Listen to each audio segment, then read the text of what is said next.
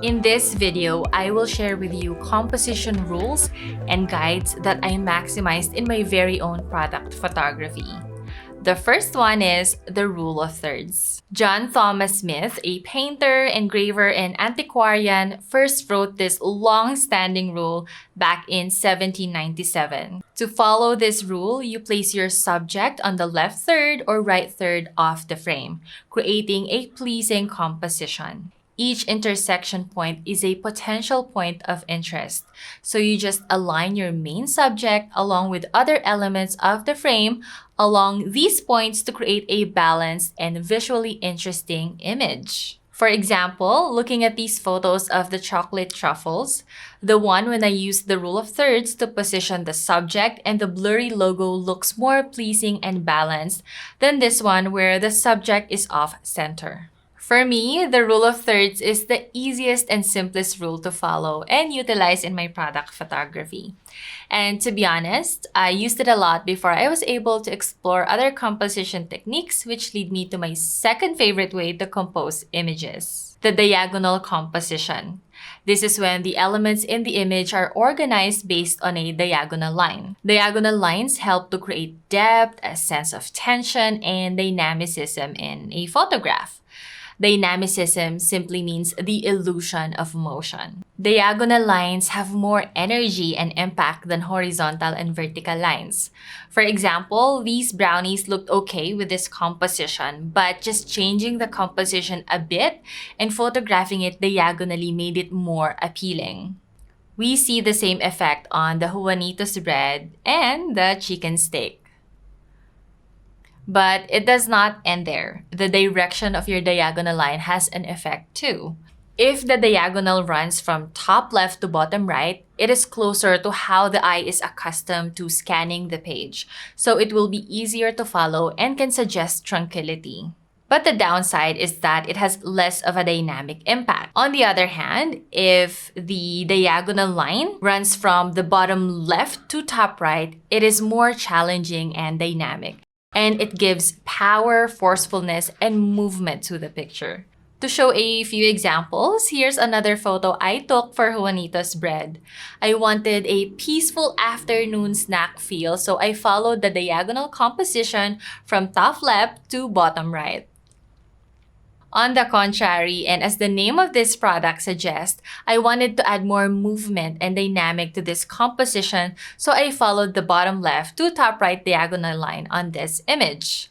I also applied the same composition guide to make this chicken crunch more fun. Same thing with this bento meals and the chocolate truffles. So you can definitely use this guide in your very own product photography. If you want to suggest order and tranquility, you can use the diagonal top left to bottom right. And when you want to make it more fun and add power to your photos, you can maximize the diagonal bottom left to top right composition. The next guide is the triangle composition. There are many ways you can utilize this. First is if you have 3 elements in your scene, you can place them at points of a triangle within the picture plane, like this, and this, and this. Another way is to form an implied triangle, like this. Next, and related to the triangle composition, is the rule of odds, which states that an odd number of subjects in an image is more pleasing than an even number. I find this rule very useful to follow when deciding how many stacks of products to photograph, as well as in choosing the number of props and the number of products to photograph. This is why learning and practicing composition is such a game changer for me. Following and familiarizing myself with composition rules not only improved my photography, but it made my job so much easier. Whenever I have an overwhelming number of props in front of me, I start with odd numbers, then I try to follow the triangle composition. And if it's not working, I try to follow the rule of thirds or the diagonal composition. And if nothing works, I just go back to following the very basic visual weight. This refers to the visual impact of elements in your composition. The stronger an element's visual weight, the more it draws in the eye. Photos that are bottom heavy appear more natural to us because this is how we see the world. A lot of details and contrast at the bottom and clear blue sky at the top. When we look at photos, we also see gravity in effect. So photos that are heavy at the top can look awkward and imbalanced. Colors have an effect on visual weight too, but we will dig deep into that later. Basically, you can use your very own visual perception based on visual weight to analyze if your image is balanced and pleasing. That is what I did in photographing this organic beauty product set. It was challenging to photograph all the product at once, and I could not follow any composition guide that worked. So I just used visual weight as guide to position the products, and here's the final result.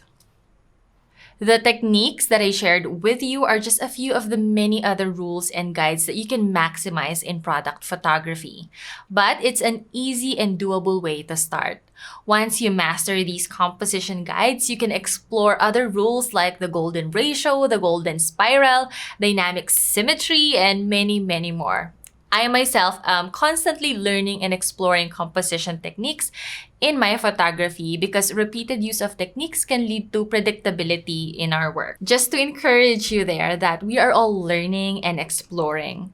No matter where you are right now, if you don't stop studying and practicing, it is remarkable what photos you can create. Don't compare yourself with photographers who have been taking pictures for decades. You can only compare yourself to your old you. So I hope you will really apply the techniques that I shared and will be sharing in this class to create your project and level up your product photography. In the next lesson, I will show you how you can use lines, shapes, and patterns in your product photography composition. See you there!